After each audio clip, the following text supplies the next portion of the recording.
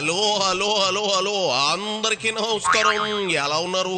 బ్రహ్మాండంగా ఉన్నారు. నాకు తెలుసు కదా, ఎటొచ్చి నేనే బ్రహ్మాండంగా లేను.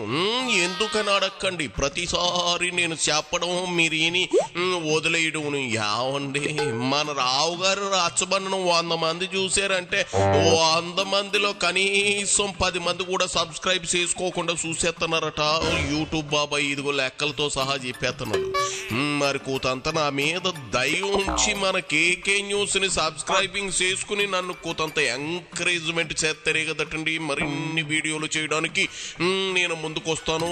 మరి ఈ వీడియోకి ఒక లైక్ ఇచ్చి అలాగే మన కేకే న్యూస్ ని సబ్స్క్రైబ్ చేసుకోండి. రచ్చబండలోకి వచ్చిన సెలబ్రిటీ ఎవరో చూసే పనిలో నేను ఉంటాను. ఎవరు బాబు? ఓహో, ఇవాళ మన షోకు గెస్ట్ గా ఓ కొత్త ముఖాన్ని పరిచయం చేయబోతున్నాం. ఆమె కిలాడీ లేడీ అని డబ్బులు ఎక్కడ ఉంటే అక్కడ వాలిపోయి బ్లాక్ మెయిల్ చేస్తుందనే ఆరోపణలు జనసేన వాళ్ళు చేస్తున్నారు. నా మధ్య ఇలా ప్రెస్ మీట్ ఎట్టిందో లేదో అలా జైపూర్ పోలీసులు వచ్చి ఈవిడ్ని పట్టుకెళ్ళిపోయారు. మరి ఆ కేసు ఏంటో ఈ కేసు ఏంటో అసలు కేసు ఎవరో చూద్దాం రండి. చూడమ్మాయి లక్ష్మి, ఓ పాలి నీ వెనక ఎవరున్నది చెప్పగలవా? నువ్వు చెప్పలేవు కానీ నువ్వు ఫేమస్ పర్సనాలిటీ అన్నట్లు నువ్వు ప్రెస్ క్లబ్ కు వచ్చి మీటింగ్ పెట్టినప్పుడల్లా గంటలకు గంటలు సాక్షి వాళ్ళు లైవ్ ఇస్తున్నారంటే అనే అనుమానంగా ఏది ఓ పాలి నీ పక్కన ఉన్నవారు ఎవరో చూపించు.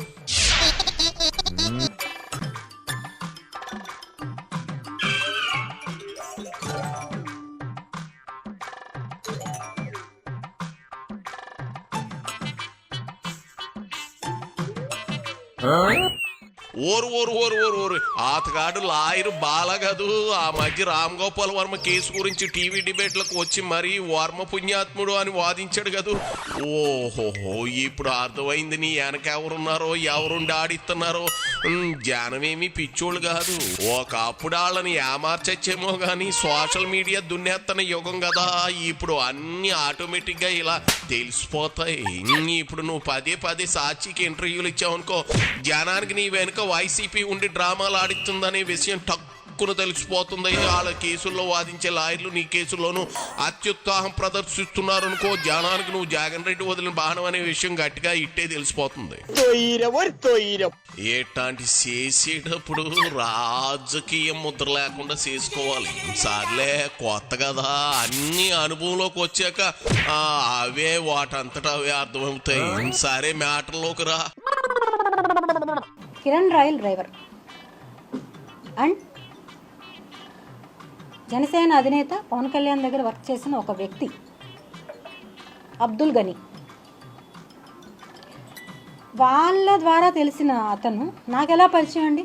ఆటోలో ఎక్కింది అని చెప్పి ఆటోలో ఎక్కింది ఎక్కడ 2021లో వైకుంఠపురం ఆర్చ్ దగ్గర అంట. 2021లో జాన్ 13th నేను చిగురువాడలో మా ఆయనతో ఉన్నాను. మా వారు చనిపోయింది 2021 జూలై 16th. నేను తిరుపతికి వచ్చింది సెప్టెంబర్లో. ఫ్యామిలీ వచ్చాను నేను. అప్పుడు నేను నీకు అక్కడ ఆటోలో ఎలా ఎక్కుతాను, తిరుపతి అంతా ఎలా తిరుగుతాను నీతో ఆటోలో? నువ్వు నాకు 100 పేపర్స్ బాటిల్ ఆర్చ్ రోడ్లో ఎక్కడ తెచ్చిస్తావు నాకు? అంటే మీరు ఏం చెప్పితే అది చెల్లిపోతుంది. మీరు ఏం చెప్పినా ఒక మహిళ నోరు ఎత్తిందంటే మీరు అంచేదానికి ఎన్నన్నా చేస్తారు. మీరు ఎంతకన్నా నీచానికి దిగజారిపోతారా మీరు? చూడమ్మాయి, అసలు నువ్వెవరో, నువ్వెందుకు తిరుపతి వచ్చావో, సదర్ కిరణ్ రాయ్లోని వ్యక్తి దగ్గర ఎందుకు వెళ్ళావో, ఈ కేసులేంటో, ఆ జైపూర్ పోలీసులేంటో ముందు అది చెప్పకుండా పేరు లేని సినిమాల ఉపోద్ఘాతం ఏమీ లేని పుస్తకంగా మాకు ఇదేం దరువు? అంతర్రాష్ట్రాల పోలీసులు వెతుక్కుని మరీ వచ్చే అంత తప్పు నువ్వేం చేశావు? నీకు ఆర్థిక నేరాలతో సంబంధాలు ఉన్నాయా? ఉంటే ఎంతమంది ఎక్కడ ఎలా ముంచావు? అది చెబితే కదా నీకు జరిగిన అన్యాయం ఏదో మేము తేల్చడానికి. అసలు ఏం మనుషులయ్యా మీరంతా? అసలు ఎవరిని చూసుకొని మీకు ఇవంతా? ఇదే క్వశ్చన్ నేను అడిగా. ఎవరిని చూసుకొని అంటే అతను నాకు చాలాసార్లు చెప్పిన విషయం.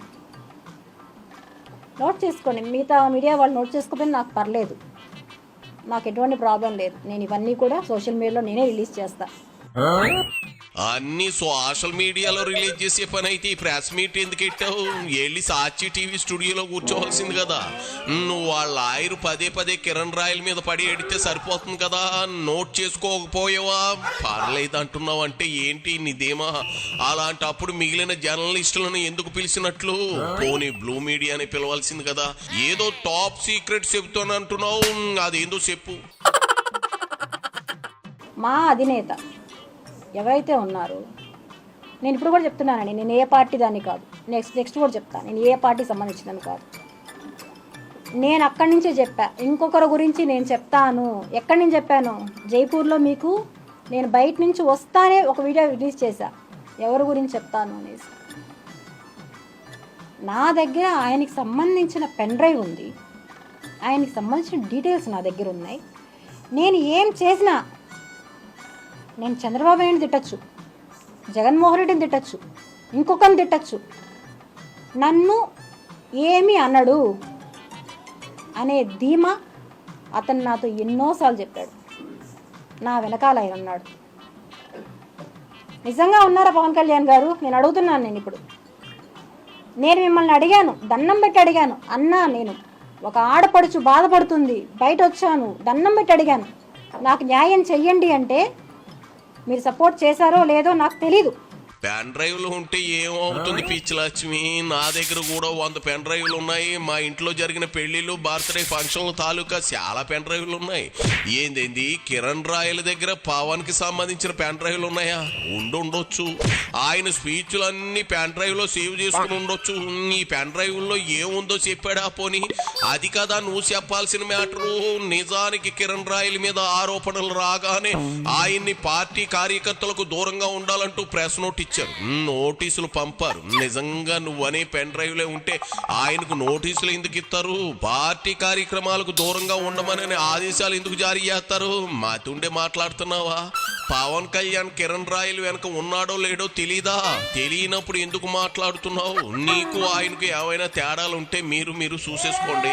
పవన్ మీద ఊరికే అవాకులు సెవాకులు వాగితే జన సైనికులు ఊరుకోరమ్మయ్యో. నీ మంచికే చెబుతున్నాను. ఎవరి సపోర్టు లేకుండా అతను నన్ను ఇంత త్వరగా పెట్టి తీసుకెళ్ళాడు అంటే నేనైతే నమ్మను.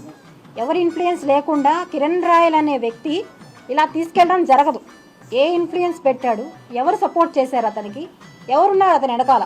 ఇంతమంది అమ్మాయిల్ని చేస్తున్నావే నువ్వు అని అడిగితే నేను చెప్తున్నాను కదా, ఎవరేం చేస్తారు నన్ను? నేను ఆయన్నే బ్లాక్మెయిల్ చేస్తాను. నువ్వు వెంట నాకు అంటాడు. బెదిరింపులు నాకొక్కదానికి కాదండి, బెదిరింపులు వాయిస్ రికార్డులో ఉన్నాయి. నా ఫోటో మార్ఫింగ్ చేసి ఇంకొక అమ్మాయి వదులుతాను నేను ప్రెస్ మీట్లో. నువ్వు నా పైన కంప్లైంట్ చేసావంటే నేను వదులుతాను ఈ ఫోటోని. ఎలా లక్ష్మి అంటుంది అమ్మాయి, ఏడుస్తుంది. చూడమ్మాయి, చిన్నప్పుడు డైరెక్ట్ ఇండైరెక్ట్ స్పీచ్ అంటే ఏంటో ఎలా మాట్లాడాలో మీ స్కూల్లో మాస్టర్ చెప్పలేదా? కాసేపు కిరణ్ రాయల్ అంటావు, కాసేపు పవన్ అంటావు, ఇప్పుడు ఇంకెవరో అమ్మాయి అంటున్నావు. బుర్ర తింటా ఉన్నావుగా. వెనకడికి నీ ఇలాంటిదే త్రేతాయుగంలో రాముడి గురించి చెప్పమంటే ద్వాపర యుగంలో బలరాముడి గురించి చెప్పిందట. నాకైతే నీ కలగాబులకం సోది అర్థం అవునట్లు అర్థమయ్యి సావట్లేదు. కిరణ్ రాయల్ గారిని నగరికి అరెస్ట్ చేసి తీసుకెళ్లారండి, అందరికీ తెలుసు. తీసుకెళ్ళినప్పుడు పిచ్చిదానిలాగానే వెనకాల పరిగెత్తాను. వాళ్ళ కారు మా అపార్ట్మెంట్లోనే ఉండింది. పిచ్చిదానిలా పరిగెత్తా వెనకాలే. ఎవరో ఫోన్ చేయలే, వాళ్ళ వైఫ్ వాళ్ళ కూతురు ఫోన్ చేసి డాడీని తీసుకెళ్ళిపోయారా ఆంటీ, ఇమ్మీడియట్గా రండి అంటే పరిగెట్టా వెనకాల. మీరు అక్కడ చూసుంటారు లేదో నాకు తెలియదు, ఎవరు చూసారు నన్ను లేదు, నేను అక్కడ ఉన్నా. ఆ మరుసటి రోజే అతని గురించి తెలిసింది. దాన్ని కవర్ చేసుకోవడానికి ఇంకో హై డ్రామా ఆడాడు. అవంతా ఓకే. విజయవాడలో హైకోర్టులో పిటిషన్ అయ్యాలి మొబైల్స్ కోసం అని చెప్పి నన్నే తీసుకెళ్ళి విజయవాడకి నా దగ్గరే ₹1,00,000 లాయర్ కట్టాలని చెప్పి నా దగ్గరే తీసుకెళ్ళాడు. అక్కడ బుక్ అయిన హోటల్, ఆధార్ కార్డ్ డీటెయిల్స్ అన్నీ కూడా నేను ప్రొవైడ్ చేస్తాను. ఏందేంది కిరణ్ రాయల్ని అరెస్ట్ చేసినప్పుడు ఆయన భార్య కూతురు నీకు ఫోన్ చేసి అర్జెంటుగా బయలుదేరి రమ్మంటే నువ్వు కారు వెనక పరిగెత్తావా? ఎందుకు? నువ్వేమైనా సుప్రీంకోర్టు లాయరువా? అసలు ఏంటి నీకు సంబంధం? వామో, నీతో మాట్లాడితే నా మెదడు మొద్దువారిపోయేలా ఉంది. ఓ తలా లేదు, తోక లేదు, కాసేపు పెన్ డ్రైవ్ అంటావు, కాసేపు కేసులు అంటావు, కాసేపు సోషల్ మీడియా రిలీజ్ చేస్తానంటావు. అబ్బో, అంతలోనే ప్రెస్ మీట్ కి అంతా ఇచ్చేస్తానంటావు. క్లారిటీ లేని ఇదిగో నీలాంటి కాకమ్మ కబుర్లు చెప్పే సోదమ్మను నేను భరించలేను. వెళ్ళి ఇదిగో సాక్షి టీవీ ఛానల్లో కూర్చో.